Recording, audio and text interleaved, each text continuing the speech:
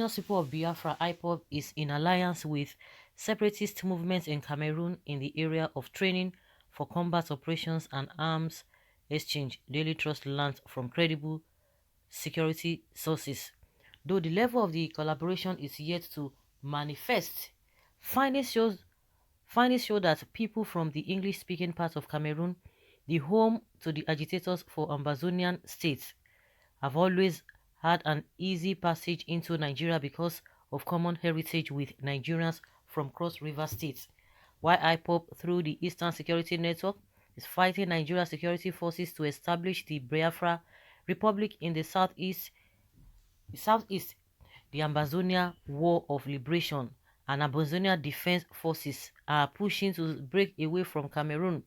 A correspondent reports that there are concerns over a possible link between the rise in violent agitation for self-determination by IPOB militants and the connection they established in Cameroon. The AWL leadership had on April 10, 2021 launched that they have established a relationship with IPOB towards pushing a common goal of political and economic liberation. A record of a Zoom meeting posted on social media showed the IPOB leader Nnamdi Kanu and the leader of AWA, Dr. Lucas Cho Ayaba, indicating plans to work together in the struggle for their two regions. Both Kanu and Ayaba are spearheading the insurrections from abroad.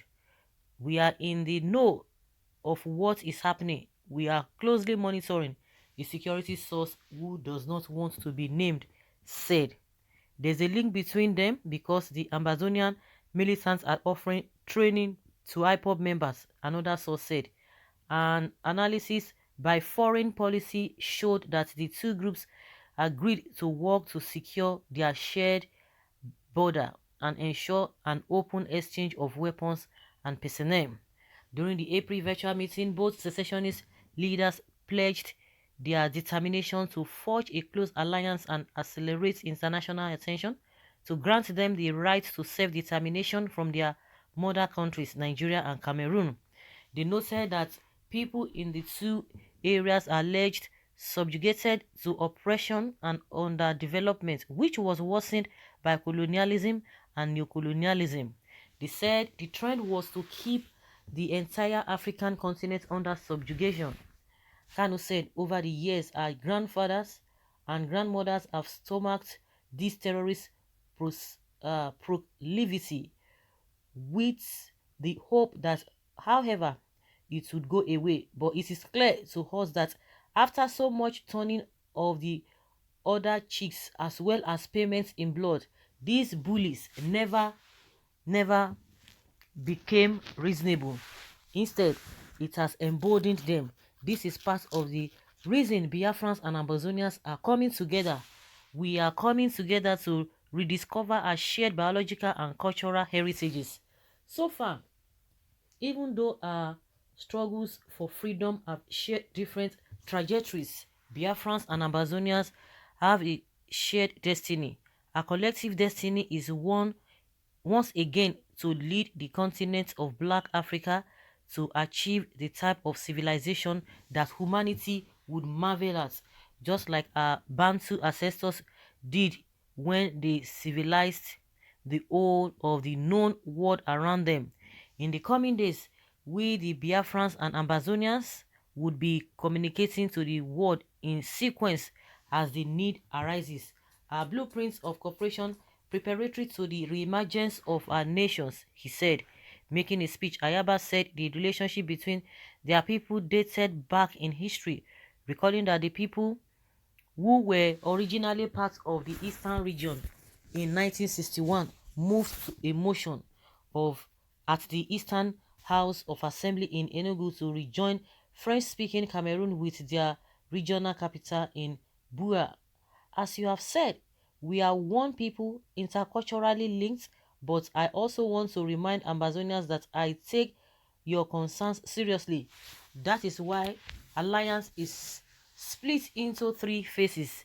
There is need to ensure that both people are liberated from the tyranny imposed on them.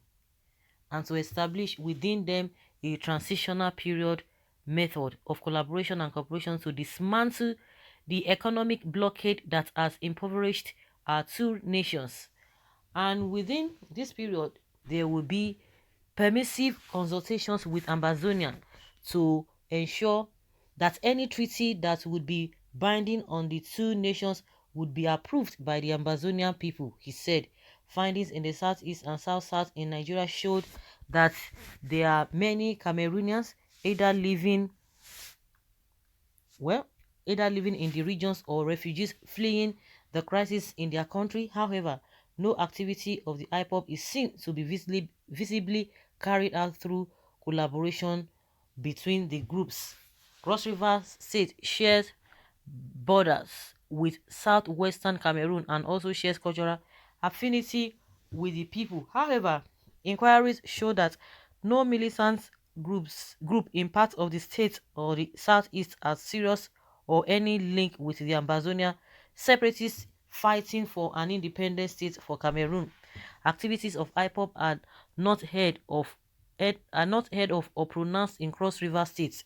It is believed that many old militant groups that were in the state may have been outgunned by the proactive state security outfit called Operation Akbako.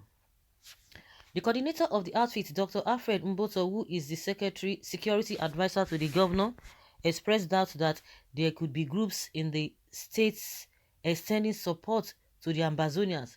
The Ambazonians do move into borderline communities of Cross River State in the northern axis of the state in search of food, drinks, women, hideouts, and the rest.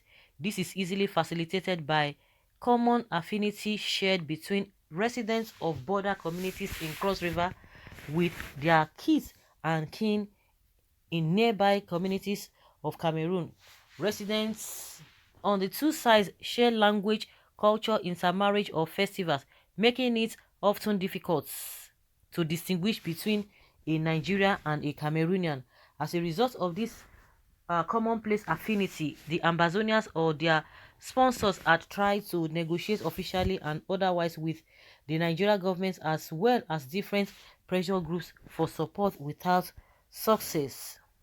In January 2018, some 47 Ambazonia top figures were arrested in Abuja, detained and eventually deported by the Nigerian authorities to Cameroon. They had come to further their call for Nigeria's support and help, but the action of the Nigerian government, which weakened the high expectations and hope of the Ambazonians, received criticism. At the onset of the arms struggle by the Ambazonians over 4 years ago, there were strong speculations that they had made moves to collaborate with the militant groups in Nigeria's Niger Delta region to support them in the fight against Mr. Paul Biya's government. There was, however, no openly declared agreement with any of such groups. It is also doubtful that any of the militant groups accept such a request.